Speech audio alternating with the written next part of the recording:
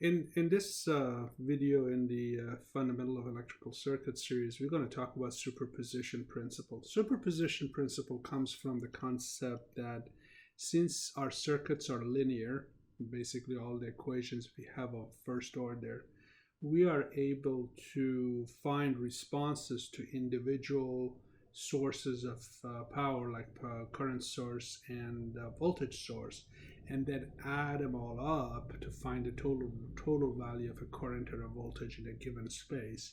And this concept is referred to as the superposition principle. So what we're going to do, we're going to start applying that. But before we go forward, there's a few things we have to agree on. In order to do this process, we also have to deactivate all independent sources. We do not touch the dependent sources. Dependent sources do not change. We only deactivate all independent sources except for one. Okay, so we're going to go through individually, deactivate all independent sources except one, then going to deactivate the second independent, deactivate everything except the second independent source, and third and fourth and all that, until we've gone through all the independent sources. Again, really want to emphasize that we do not do anything with dependent sources. We're going to focus on independent sources. So as we have just one independent source activated at a time, we're going to do an analysis of the circuit, find out the value of the response, which means either a current or a voltage at some point in the circuit, based on that one independent source. Then we're going to repeat this process for all the other sources, and we're going to sum all the responses to find the total response that is there. This is a lot of words, so let's go ahead and take a look at an example and see how we can handle it. But before we go there, I just want to remind the listener that short for voltage source, when we say we are deactivating a voltage source, we're saying that we want the V to go to 0, which means we want to short it. And when we say we want to deactivate a current source, we are saying that I has to go to 0, and therefore that we have to open it to guarantee that's the case. So let's go over here and take a look at this circuit, for example. This is an example. They're asking us to find the total response. In this particular case is the voltage across the 20 ohm, and so they're asking us to find that. Well, of course, we could use all the tools we've learned. We can use KCL if you like. We could use KVL. We could use other methods to find this. But in this particular case, they're asking us to use the superposition. So that's what we're going to do. We have a total of 1, 2, and 3. So here is 1, 2, and 3 independent sources. So we have to deactivate all these independent sources and activate one. So what we're going to do, we're going to first, let's say, start with activating the 5 volts only. All right.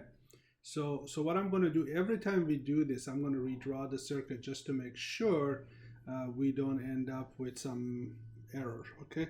Because we're trying to overdraw it on the same,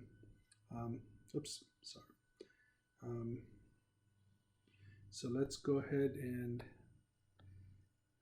let me go ahead and get rid of this text, create a clean space, and I'm going to grab this and make a copy of this so we have it, so I don't have to redraw it. Okay, so first we're going to activate 5 volt source, and that means that we will have to deactivate everything else. So what do we do when we deactivate a voltage? I'm sorry, this has to stay activated. So this is the one we are actually looking for right at this minute, as we're trying to look at this one. So we're going to deactivate this source, which basically means I has to go 0. In order for I had to go to 0, we have to take it out and create a open. So there's going to be an open here. And this one is deactivated too, which means this is going to be an open. Now, as we discussed, the dependent source in this case will not be touched. But if you look over here, in the IX, which wasn't drawn in here, the IX is assumed to be right there. So since 2IX, since this source went away, IX, or the current in here, is equal to 0, which means this is going to be 0 volts, 2 times 0.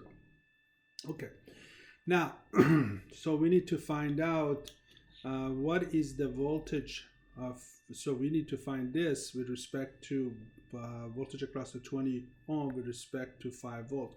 Of course, this is a simple KVL. We can write a KVL, find the I, and then I times 20 gives us the answer. Or we know this is a voltage divider, so we know for this particular case, V of 20 ohm in response to the 5 volt is going to be equal to 5 volt divided by 10 plus 20, that's the current through here, times 10.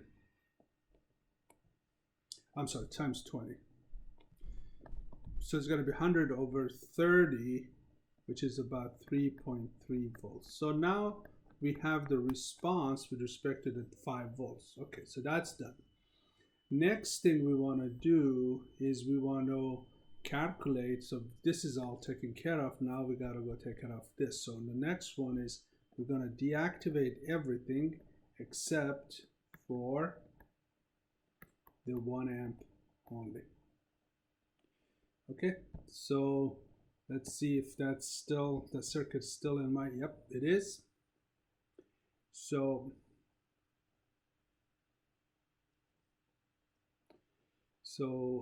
here is the circuit, and in this case we're only going to keep this one active, which means everything else is going to go away. In the case of the source, in this case, that voltage source, when it goes away, we replace it with a short. This current source goes away, and we leave it within open. And as you recall, this is what we call IX, which is again is equal to 0 because that is open. Therefore, this is equal to 0. So let's redraw the circuits. Oh, actually, I don't know if you need to, but maybe you should. These two, 10 and 20, are in parallel, which is equal to 6.7 ohms. So let's redraw this one. So we got a 6.7 ohms here. And the voltage we want to measure is this voltage. And then we got 0, which is basically nothing there. And then we have a resistor here of 40 ohms. And we've got a current source, which is 1 amp. Therefore, the 1 amp is going to flow through here. Therefore, the V of 20 ohm, because of in response to the 1 amp, is going to be 6.7 times 1 amp, which is going to be 6.7 volts. So now we have the response to that one. So the only thing we've got left to do is we got to find out the response with respect to the 2 amp. So let's do that again. So we're going to activate 2 amp supply only. And since I have this copied, I'll just put it back out here. Okay, so now in this particular case, 1 amp is deactivated, so that goes away. So that's an open. This is deactivated. So that's a short. And then this IX, since it's the same branch as the 2 amp, is equal to 2 amp, which in turns mean this is going to be 4 volts. Okay. So let's redraw this again. We're going to have, again, the 20 and the 10 are in parallel with each other, which means this is going to be 6.7 ohms. The independent source is valid. It's in there for 4 volts. Then we have a 2 amp. And then we're going to have a resistor here of And of course, don't forget this is plus and minus V20.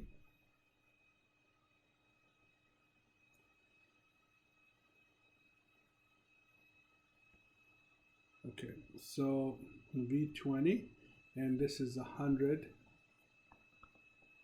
ohm. And so the current is going this way, so it's coming, notice the current is coming this way, so it's going to generate a voltage that goes from here to here. So V20 for this instant is actually going to be minus, because it's in the opposite direction, 2 times 6.7, which gives us minus 13.4 volts. All right. Now we got to find the total response, since we have gone through all the independent sources. So the total response is going to be equal to, and this is a 20 ohm because of the 2 amp. So what we're going to do is we have to take all of these the responses because of the 5 volt, because of the 1 amp and all that, and add them up. So if I go through and look, because of the 3 volts, we had 3.3 volts. So that's 3.3 volts because of the 5 volt supply. Then we had 6.7 volt because of the 1 amp supply. And finally we had minus 13.4 right here. Because of the 2 amp supply. So the total response, which is V20 total, is going to be equal to, this is 10 minus 13, so it's going to be minus 3.4 volts. That's the answer. So if you've done everything correctly, you could have got the same answer. If you've done a KVL or KCL, you should be able to get the same exact answer.